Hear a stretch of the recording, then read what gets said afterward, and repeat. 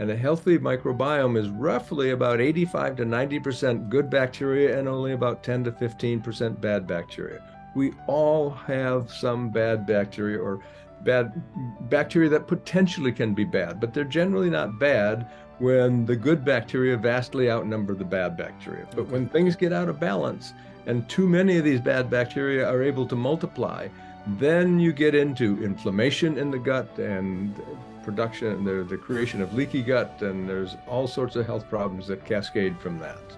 It's interesting to realize that the cells that line the epithelial tract and the lining of your gastrointestinal tract have the highest rate of turnover of any cells in the human body. And it is estimated that about 10% of our daily energy requirements go to the energy required to constantly renew and turn over cells in the human gastrointestinal tract.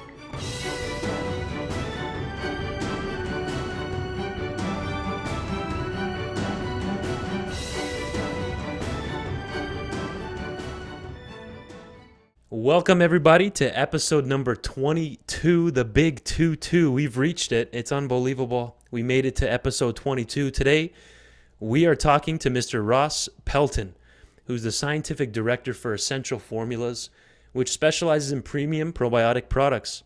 Ross is also a clinical nutritionist, health educator, and author of 12 books. You heard that right, 12 books, folks. In October 1999, Ross was named one of the top 50 most influential pharmacists in America by American Druggist magazine for his work in natural medicine.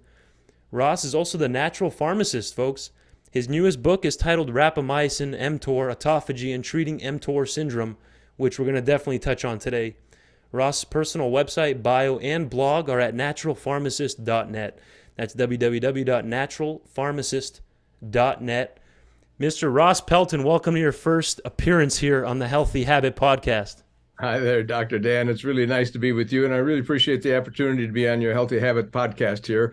I'll start sharing my screen here. Absolutely. And get the slides up here.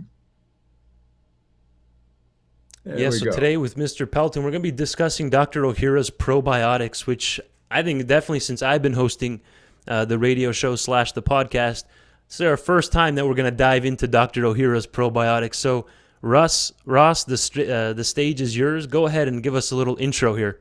Sure, you bet. On this first slide, I've got the fermentation highlighted, and that's what really makes Dr. Ohhira's Probiotics very unique and very different from all other probiotics. And several years ago, we redesigned our packaging and have these yellow arrows on the front of the packaging, which show probiotics, prebiotics, but right up front, it says postbiotics. So I'll really be emphasizing and explaining what these postbiotics are and what their significance is. Okay. This slide is showing the 80-gallon fermentation vats in southern Japan where Dr. Ohhira's probiotics are made. They start out with 12 strains of starter bacteria. They add dozens of different types of organically grown Japanese fruits and vegetables, mushrooms and seaweeds. And then the bacteria get to digest and ferment the components in these foods for 3 years. And at the end of that fermentation time, there are over 500 of these postbiotic metabolites that have been produced. So that's really the unique thing about Dr. Ohhira's. And this slide is showing 10,000-gallon anaerobic fermentation vats. There are two Dr. Ohhira's formulas. The original formula is a 3-year fermentation process that takes place in the blue 80-gallon fermentation vats that were on the previous slide, and you can see a couple of them here on the right-hand image in this slide. But after 3 years, some of the material is transferred to these large 10,000-gallon anaerobic fermentation vats. And this is significant because over 99.9% of the bacteria that reside in the human gastrointestinal tract reside in the colon, and that is an anaerobic environment.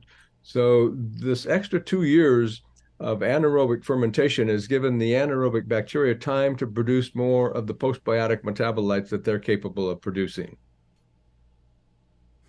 And one thing I like to emphasize is that this external fermentation process that Dr. Ohhira created really mimics the natural fermentation process that takes place in the human colon. So this is a process that really mimics nature. And so this multi-year fermentation process, mimicking nature, it's really designed to do what nature does in the human colon. And when we ingest food, that food can spend up to 72 hours or so in the human digestive tract, and especially in the colon. And so the bacteria in the colon have roughly 72 hours to digest the food components and create these postbiotic metabolites. In Dr. Ohhira's system, the bacteria have 3 to 5 years to be digesting the food and creating these postbiotic metabolites. So it's really a significant, I don't want to say improvement over nature, but it really allows the bacteria time to produce more of these postbiotic metabolites. Can I chime in real quick with a question, Ross? Sure, you bet. When you say postbiotic metabolites, can you quickly summarize that and why, what that is? Or are Thank you you for getting to bringing that that? up. I need to get an explanation here and what it is and why I'm talking about these compounds. For many, many years, people have intuitively known that probiotic bacteria provide some health benefits, but nobody Right. really understood the mechanism of action. Mm. And now I'm kind of on the forefront of helping the global community understand the mechanism of action of probiotic bacteria. Right. It turns out that probiotic bacteria's primary job is to digest and ferment compounds in food and turn them into secondary compounds that we call postbiotic metabolites. Okay. And it turns out that these postbiotic metabolites are master health regulating compounds that influence and regulate every single organ system in your body, especially your brain and your immune system. So it's far beyond just regulating the gastrointestinal ecosystem and the human gastrointestinal tract. Mm-hmm. These postbiotic metabolites have a wide range of biological activity. They get absorbed into your circulation systemically and go throughout your body and influence all the other organ systems in your body. Got it. So I emphasize that there's two pieces of the puzzle. How do probiotic bacteria make these postbiotic metabolites? Well, the probiotic bacteria have to have access to the types of food that they require. And I regularly tell people, if you don't feed your probiotic bacteria well, they will not be able to thrive and survive. Mm. The two primary food groups for probiotic bacteria are dietary fibers and polyphenols. And people aren't familiar with the term polyphenols. They are the compounds that are responsible for a lot of the colors in multicolored fruits and vegetables. Over 80,000 polyphenols have been identified structurally. So it's a large class of compounds. Mm-hmm. But it turns out that dietary fibers are not able to be digested by humans. We don't have the enzymes to break down these fibers and digest them. And polyphenols are huge molecules, and most of them are not able to be efficiently digested by humans. And so fibers and polyphenols pass completely through the human digestive tract, but when they reach the colon, they are the food for your probiotic bacteria. And probiotic bacteria have all the enzymes required to start breaking these compounds down and producing smaller compounds that have a wide range of biological activity. So that's what the postbiotic metabolites are, these master health regulating compounds that are created by your probiotic bacteria if you're feeding your probiotic bacteria well. And I'll get into that in a little bit and make some explanation about that. For some extra resources, I say that postbiotic metabolites are the new frontier in microbiome science. And I actually wrote an article for a medical journal titled Postbiotic Metabolites, the New Frontier in Microbiome Science. And if anybody would like to have access to that article, just do a Google search using the terms Pelton, my last name, Townsend, it was published in the Townsend letter, and the term postbiotic. And a second article that I'm very proud of, I recently wrote an article titled The Microbiome Theory of Aging. That was published in a peer-reviewed medical journal, the Integrative Medicine Clinicians Journal, just in January 2023 this year. And people can get that if they go to my blog on my website, naturalpharmacist.net/blog. And the blog is a link at the top of my website that you click I'm on. gonna add a note to that, and this is gonna be also in the description box under this video, Ross. But so the first time, literally the first time since I've been hosting the radio and podcast here, that someone's ever mentioned the Townsend letter. I've literally read that article right there that you shared. I have a collection of Townsend letters right here in our Okay. medical library. The best magazine ever. Yeah, I they can't do a recommend great it enough. job. Lots of good authors, lots of good articles, lots of good topics about alternative health. So, in my microbiome theory of aging, Dr. Dan, I'm explaining to people when you have microbial imbalance, the sequence of events, the cascade of changes that happen that lead to leaky gut. And there's a whole range of problems that develop when people have leaky gut, tissue injury, organ damage, and acceleration of biological aging. So it's critical that people understand the importance of maintaining a healthy microbial balance in their gut microbiome. And a healthy microbiome is roughly about 85 to 90% good bacteria and only about 10 to 15% bad bacteria. We all have some bad bacteria or bad bacteria that potentially can be bad, but they're generally not bad when the good bacteria vastly outnumber the bad bacteria. But Okay. when things get out of balance and too many of these bad bacteria are able to multiply, then you get into inflammation in the gut and production, the creation of leaky gut, and there's all sorts of health problems that cascade from that. On this slide, I'm showing a healthy intestinal tract on the bottom, and the top image shows a highly inflamed intestinal tract. And I'm just going to summarize some of the most well-known activities of various types of postbiotic metabolites. So many of them have anti-inflammatory activity. And if an individual has dysbiosis, they have gut inflammation. You really want to have the anti-inflammatory activity from those postbiotic metabolites. And they directly kill or inhibit the growth of pathogens.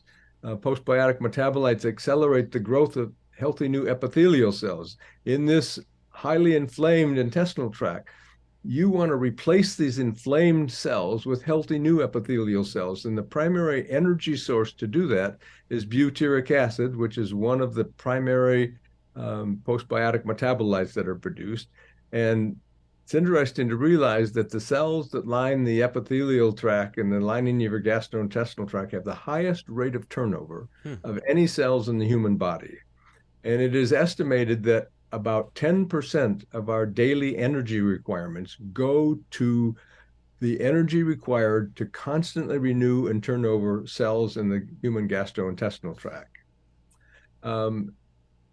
Postbiotic metabolites play a major role in rebalancing and maintaining the proper acid-base balance. They reestablish brain communication. They aid in healing leaky gut and intestinal permeability. They help digestion and absorption of nutrients. They enhance your immune system. They detoxify toxins. And just in general, they really help the overall environment in the gastrointestinal tract improve quickly if people have things out of balance. This is just touching the tip of the iceberg on postbiotic metabolites, but you can see they have a wide range of health regulating benefits. And you mentioned there the new epithelial cells, Ross. They have the highest turnover rate. And is it true that they're extremely thin as well? They're only about one cell layer in thickness. Exactly. Good point. The lining of the gastrointestinal tract is a layer of cells that is just one cell thick. And so they play a critical role. And on this slide, I'm just getting a little bit deeper into how some of these postbiotic metabolites regulate the microbiome ecosystem. And I talk about the pH scale, which is a measurement of acid-base levels.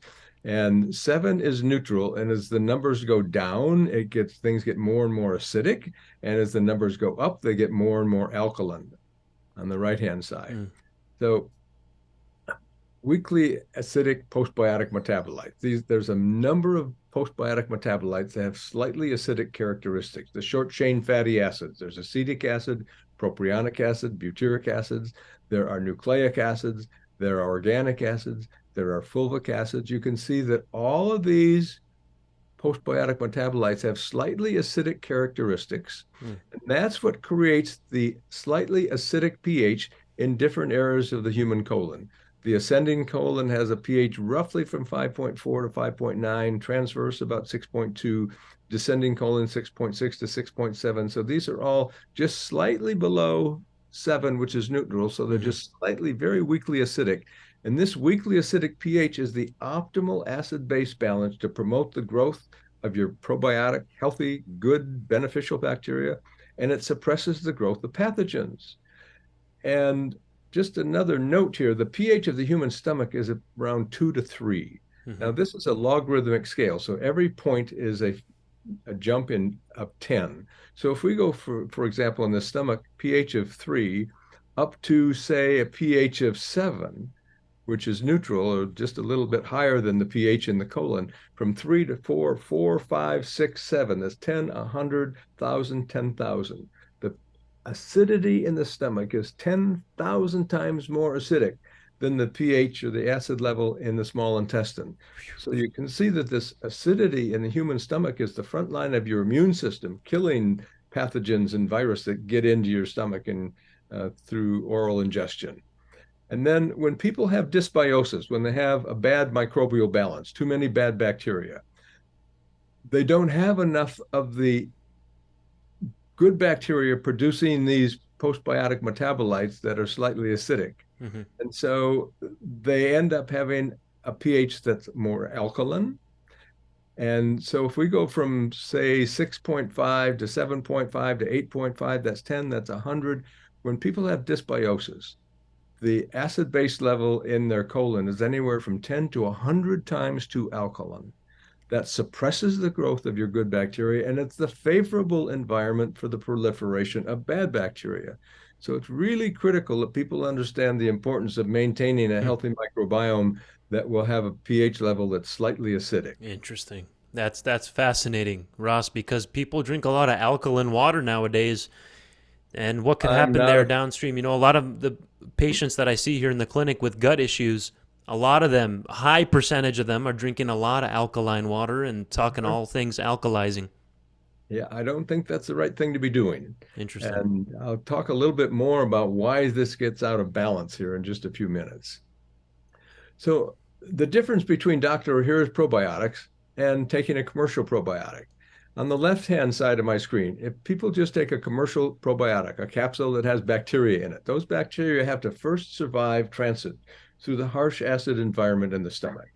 And then if they survive that, when they reach the colon, they have to locate these dietary fibers and polyphenols. And keep in mind that these bacteria that you're taking in orally ingesting, when they go into a dysbiosis condition in the colon, it's like they're entering a very hostile environment with many bad bacteria. It's kind of like dropping a few soldiers into a battlefield where they're far outnumbered by the enemy. Mm-hmm. And it's a highly inflamed environment in dysbiosis. And it's like dropping a few firefighters into a raging inferno in a forest fire. It's hard to work effectively in that in type of environment. Right. And as I mentioned, it's 10 to 100 times too alkaline. So if the commercial probiotic survives transit through the stomach and they get to the colon and locate fiber-rich foods, then they have to start the process of converting those fibers or those polyphenols into the postbiotic metabolite. That all takes time. When you take Dr. Ohhira's probiotics, you're directly ingesting over 500 of these postbiotic metabolites. You immediately get the beneficial effects of anti-inflammatory activity and reestablishing the acid-base balance and suppressing the growth of pathogens and on and on and on. So this is by far the most effective, fastest way to create beneficial changes in the gastrointestinal ecosystem. Here I have a picture of my 8-minute YouTube video, and people can go online and just Google YouTube Ross salad buzz. Okay. What I'm showing people here is how to create a salad that has a wide diversity of different types of plant-based foods. I've got over 16 different vegetables. The lettuce mix I get from my health food grocery store has got 4 different types of lettuce, and I've got all these different types of vegetables. One of the key things for a healthy microbiome is diversity. We've got 500 to 1,000 different types or different strains of bacteria, and many of them require different types of food.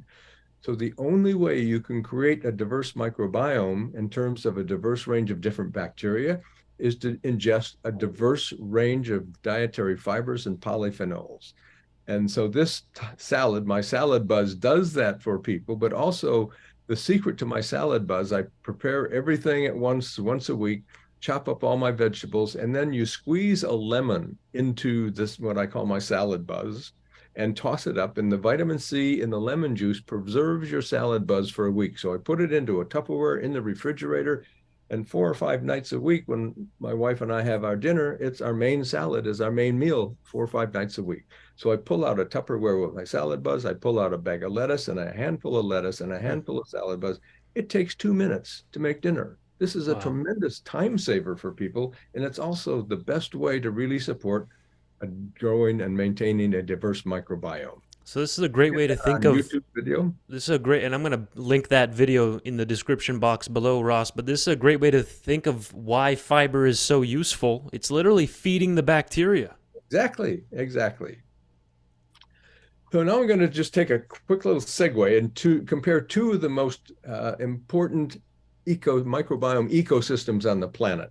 Mm-hmm. One is the Amazon rainforest, and the other is your human gastrointestinal tract, and especially the colon, where 99.9% of your bacteria live. So in the Amazon rainforest, the inhabitants, you've got millions of insects and over 1,000 species of birds and hundreds of mammals and reptiles and trees and plants. And so these are the inhabitants in the Amazon rainforest ecosystem. And the images on the right, you see logging of the forests in the Amazon. Right. So the question I ask here is, what happens to that Amazon rainforest ecosystem when you destroy it like this? You can't just put the inhabitants back into that destroyed ecosystem and expect them to thrive and survive. You can't put the insects and the birds and the mammals back into this destroyed ecosystem. Right. And it's the same with your human gastrointestinal tract. If you have problems in the human gastrointestinal tract with 800 to 1,000 species of bacteria, 100 trillion bacteria, it's not enough to just put bacteria back in. You have to address and repair the whole microbiome ecosystem. Yep. And it's the postbiotic metabolites that accomplish this. Wow. This book is by Dr. Emeran, who's one of the most respected gastroenterologists and microbiome scientists worldwide. And his book, The Gut Immune Connection, he makes the following statement. Taking the popular and highly advertised shortcut of popping a daily supplement pill containing billions of colony-forming units will not do the job. So this isn't just me, in my opinion, saying that just taking high-dose probiotics isn't the most effective way to elicit change in the gut microbiome. Mm-hmm. Here, Dr. Mayer is making that point. And Americans always think that there's more is better. So many Americans and companies that produce probiotics are competing, saying, mine's got 30 billion, mine got 50 billion, mine's got 100 billion. That's really not doing what people think it will do for them. So here's a big paradigm shift in the microbiome probiotics scientific sector from probiotics to postbiotic metabolites. And here's a study that was published recently, November 22, just a few months ago, probiotics and their health modulatory biomolecules. Those biomolecules are the postbiotic metabolites. And here is a comment that the authors made at the end of their article. There is increasing evidence that the health benefits associated with probiotics are typically derived from metabolites and secreted compounds produced by the live microbes rather than solely the presence of the live microbes themselves. So it's not so much the probiotic bacteria, but the compounds they produce that are regulating your health. And in order to get them to produce correctly the postbiotic metabolites, you have to feed them well.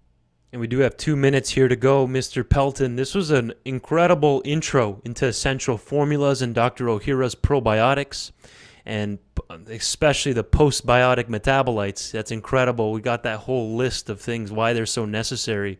We can call this maybe the part 1, because I do want to speak to you again soon, Ross, so we can finish this, because people need to know about this. You Not bet. just what a probiotic is, but why It's a Dr. Ohhira's. revolutionary change in understanding health and the microbiome for sure. Right. We'll finish off on this note, Ross. I want to hear about your newest book, Rapamycin, Sure. mTOR, Autophagy, and Treating mTOR Syndrome. Give us a little snippet of this, what it's about, and we'll wrap it up there. You bet. Well, rapamycin is the most effective life extension drug that's ever been discovered. It's a natural product. It's something that is produced by a strain of soil bacteria. And it's been FDA approved for a couple of different reasons. It's FDA approved as for people that get kidney transplants because it really, at high doses, it suppresses the immune system.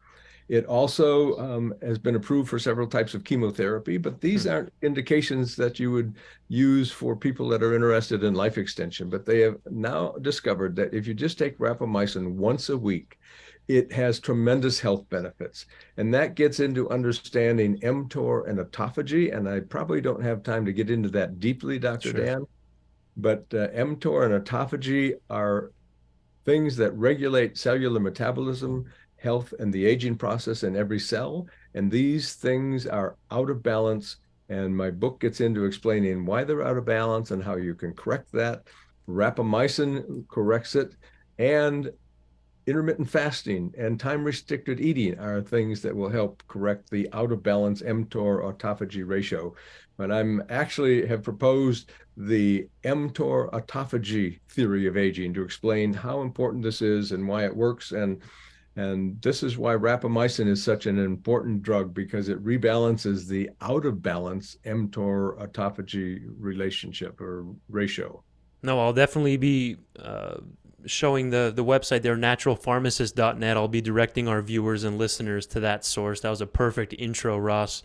And we'll leave it there for today. Where can people find out more? People can find out more about the products I've talked about, Dr. Ohhira's Probiotics, and another strain or brand of products that we'll talk about on our next episode, which are the Reg Active products, which actually are the best glutathione boosting products on the planet. They can go to essentialformulas.com. Essential Okay. Formulas is the company that has the sole rights to import and distribute these products in the United States. Essential Formulas is based in Dallas. Again, their website is essentialformulas.com, and people can find more about me at my website, naturalpharmacist.net. Amazing. Thank you, Mr. Ross Pelton, for your time. I look forward to our part 2. We'll say coming soon. Very good. Nice to be with you, Dr. Thank you. Dan, and I look forward to session 2 also.